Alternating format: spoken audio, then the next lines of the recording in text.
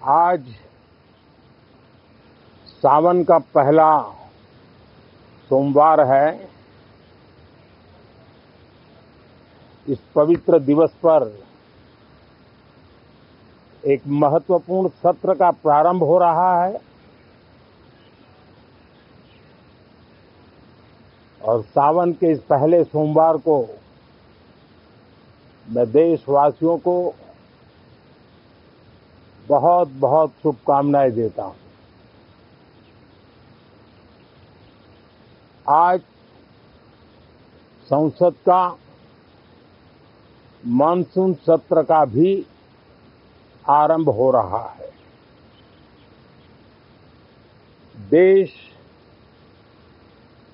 बहुत बारीकी से देख रहा है कि संसद का यह सत्र सकारात्मक हो,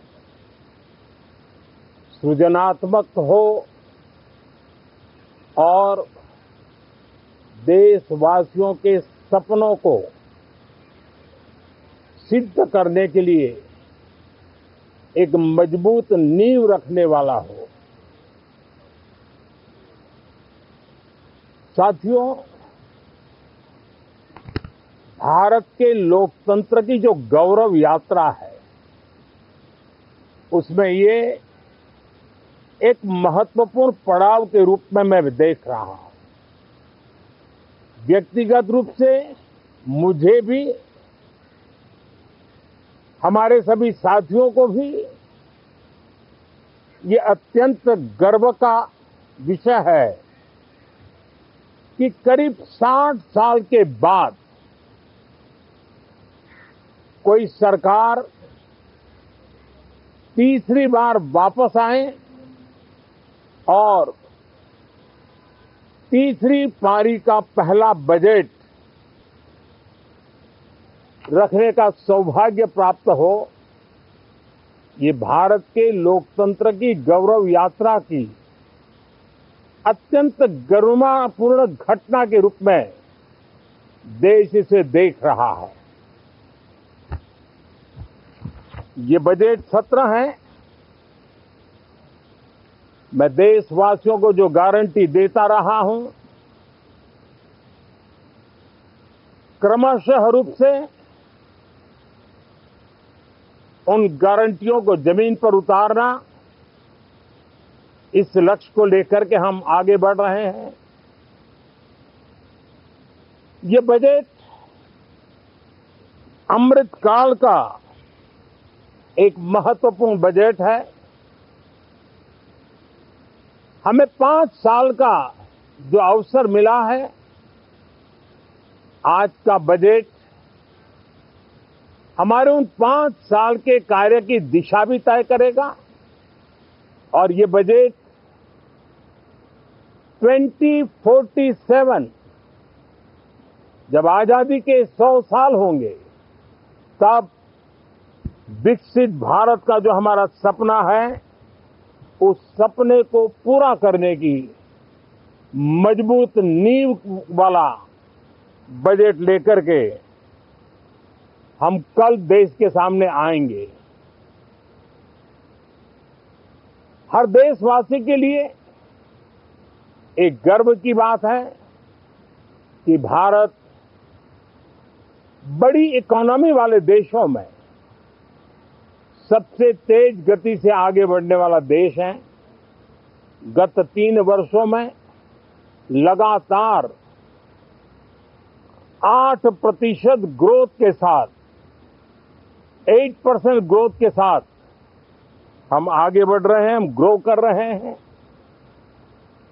आज भारत में पॉजिटिव आउटलुक, इन्वेस्टमेंट और परफॉर्मेंस एक प्रकार से अपॉर्चुनिटी की पीक पर है। ये अपने आप में भारत की विकास यात्रा का एक अहम पड़ाव है। साथियों, मैं देश के सभी सांसदों से किसी भी दल के क्यों न हो, मैं आज आग्रहपूर्वक कहना चाहता हूं कि हम गत जनवरी से लेकर के हम लोगों के पास जितना सामर्थ्य था, उस सामर्थ्य को लेकर के जितनी लड़ाई लड़नी थी लड़ ली। जनता को जो बात बतानी थी बता दी। किसी ने राह दिखाने का प्रयास किया, किसी ने गुमराह करने का प्रयास किया, लेकिन अब वो दौर समाप्त हुआ। देशवासियों ने अपना निर्णय दे दिया। अब चुने हुए सभी सांसदों का कर्तव्य है, सभी राजनीतिक दलों की विशेष जिम्मेवारी है कि हमने दल के लिए जितनी लड़ाई लड़नी थी लड़ ली। अब आने वाले 5 वर्ष के लिए हमें देश के लिए लड़ना है, देश के लिए जूझना है, एक और नेक बनकर के जूझना है। मैं सभी राजनीतिक दलों से भी कहूंगा कि आइए हम आने वाले 4 साढ़े 4 साल दल से ऊपर उठ करके सिर्फ और सिर्फ देश को समर्पित होकर के संसद के इस गरिमापूर्ण मंच का हम उपयोग करें।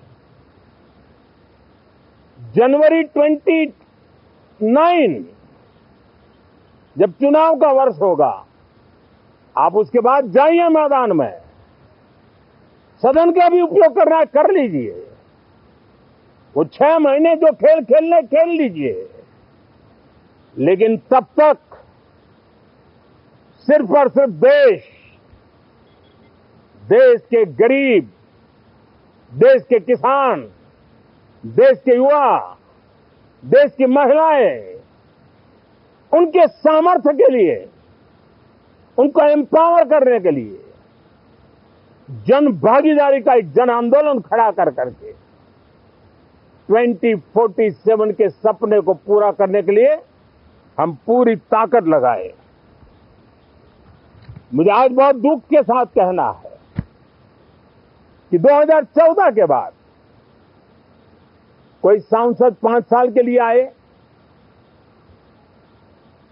कुछ सांसदों को 10 साल के लिए मौका मिला, लेकिन बहुत से सांसद ऐसे थे जिनको अपने क्षेत्र की बात करने का अवसर नहीं मिला, अपने विचारों से संसद को समृद्ध करने का अवसर नहीं मिला, क्योंकि कुछ दलों की नकारात्मक राजनीति ने देश के संसद के महत्वपूर्ण समय को एक प्रकार से अपनी राजनीतिक विफलताओं को ढांकने के लिए दुरुपयोग किया है।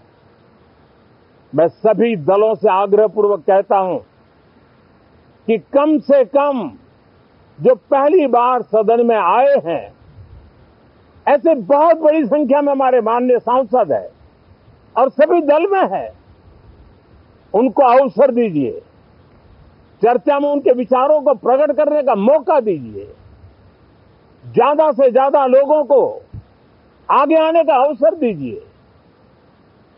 और आपने देखा होगा कि पार्लियामेंट के नए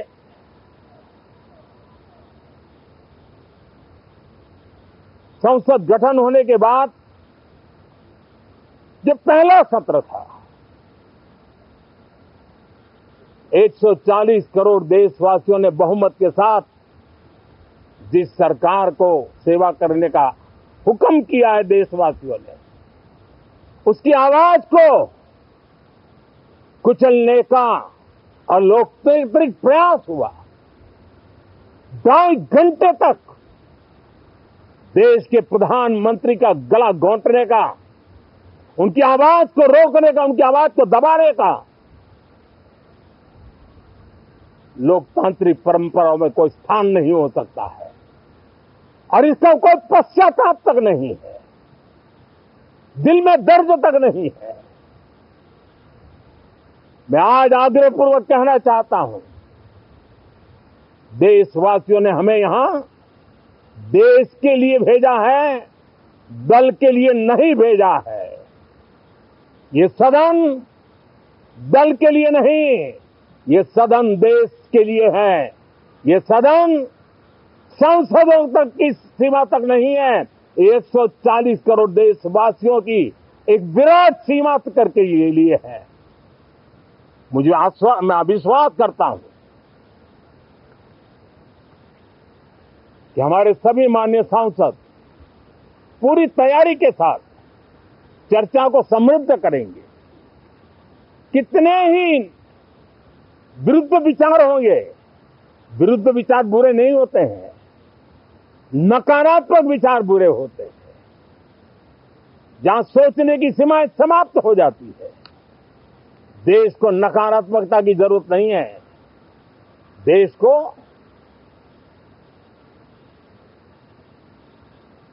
एक विचारधारा, प्रगति की विचारधारा, विकास की विचारधारा, देश को नई ऊंचाइयों पर ले जाने वाली विचारधारा से हमें आगे बढ़ाना होगा।